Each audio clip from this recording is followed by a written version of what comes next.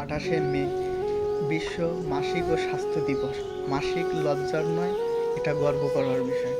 মাসিক নারীত্বের একটি স্বাভাবিক অংশ, লজ্জা বা অপবিত্র মনে করার কিছু নেই।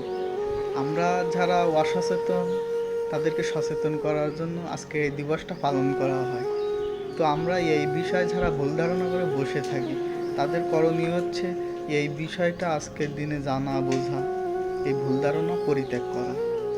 কিন্তু আজকে আমি যখন অনলাইনে এসে এই পোস্টটা দেখলাম একটা মিডিয়াতে, যে আজকে বিশ্ব মাসিক ও স্বাস্থ্য দিবস, তো কমেন্ট বক্সে যেয়ে দেখছি যে অনেকগুলো ভদ্র মানুষ, অনেকগুলো ভদ্র 99% ভদ্র ফ্যামিলির হবে, সবই ভদ্র ফ্যামিলির পোলাপান।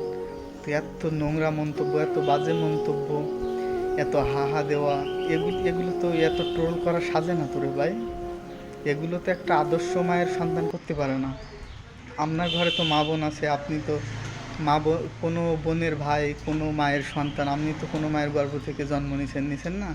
তাহলে সেই মা বোনের এই বিষয়টা নিয়ে লজ্জা করার, ট্রোল করার বা ড্রামা করার, এগুলো তো সাজে না ভাই।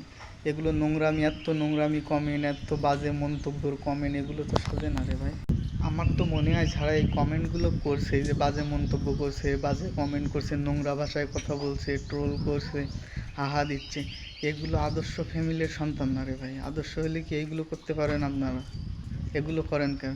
আর বলতে গেলে তো নারীরা তো পুরুষের এক অংশ, তাই না? সবসময় নারীদের শ্রদ্ধাশীল হতে শিখুন ভাই। পুরুষের বাম পাজরের হাত দিয়ে কিন্তু নারী তৈরি। তাহলে সেই নারীর যে একটা বিষয় নিয়ে আপনি ট্রোল করতেছেন, কমেন্ট বক্স গরম করতেছেন, এমনকি যে সাংবাদিক ভাই, এটা তো সাংবাদিক ভাইয়ের কর্তব্য পালন করছে যে আজকের এই দিনটা বিশ্ববাসীকে জানানোর জন্য। তো এই জিনিসটা নিয়ে সাংবাদিক ভাইকেও নিয়ে আপনি কটূক্তি করতেছেন কমেন্ট বক্সে, এগুলো কেন ভাই? আপনি আদর্শ পরিবারের সন্তান নন? আপনি ভালো শিক্ষা নিতে পারেন নাই ভাই, আপনি আপনার ফ্যামিলি থেকে ভালো শিক্ষা নিতে পারেন না, আপনি আদর্শ পিতামাতার সন্তান না ভাই। এগুলো কি ভাই? মা বোন আপনার নেই আর সবার মা বোন আছে, তো আপনি বলতেছেন আপনার ঘরে মা বোন থাকলে আপনি এমন কথা বলতে পারতেন? আপনার শিক্ষার অভাব ভাই।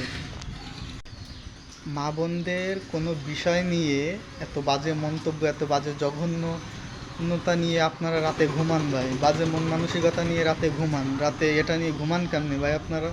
যে রাতে ঘুমান, সকালে উঠে কোন নিউজ আসে আপনারা মা বোনদের নিয়ে এসব বাজে মন্তব্য করেন।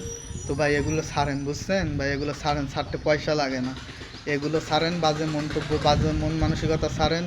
মা বোনদের প্রতি শ্রদ্ধাশীল হন, মা বোনদের প্রতি ভালোবাসার হন, মা বোনদের প্রতি মমতাবোধ হন, বুঝছেন?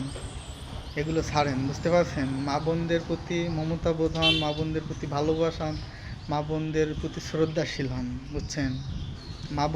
মা বোনদেরকে ছোট করে, যে মা বোন আপনারে জন্ম দিয়েছে, আপনারে লালন পালন করে বড় করছে, আর সেই মা বোনদের ছোট করতেছেন, সেই মা বোনদেরকে খাটো করতেছেন, মা বোনদের নিয়ে টানাটানি করতেছেন, পেস্ট্রি নিয়ে টানাটানি করতেছেন ভাই। এইটা তো ভালো আদর্শ মায়ের সন্তান হতে পারে না, বা আদর্শ পুরুষ হতে পারে না। আপনার তো ডিস্টার্ব আছে ভাই, আপনার মা বোন নাই? আপনি কি শুধু শুধু জন্ম নিয়েছিলেন যে আপনি মা বোনদেরকে নিয়ে এমন করতেছেন?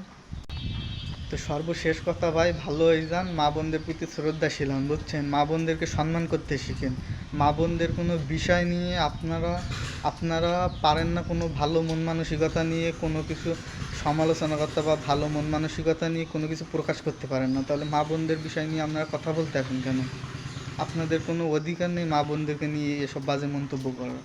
আপনারা যেহেতু ভালো মন মানসিকতা নেই, ভালো জ্ঞান নেই, ভালো কোনো কিছু নেই যে ভালো কোনো মন্তব্য করুন, মা বোনদের শ্রদ্ধাই করতে পারেন না, মা বোনদেরকে মমতা বোধ করতে পারেন না, স্নেহ করতে পারেন না, তাহলে আসেন কেন ভাই কমেন্ট করতে?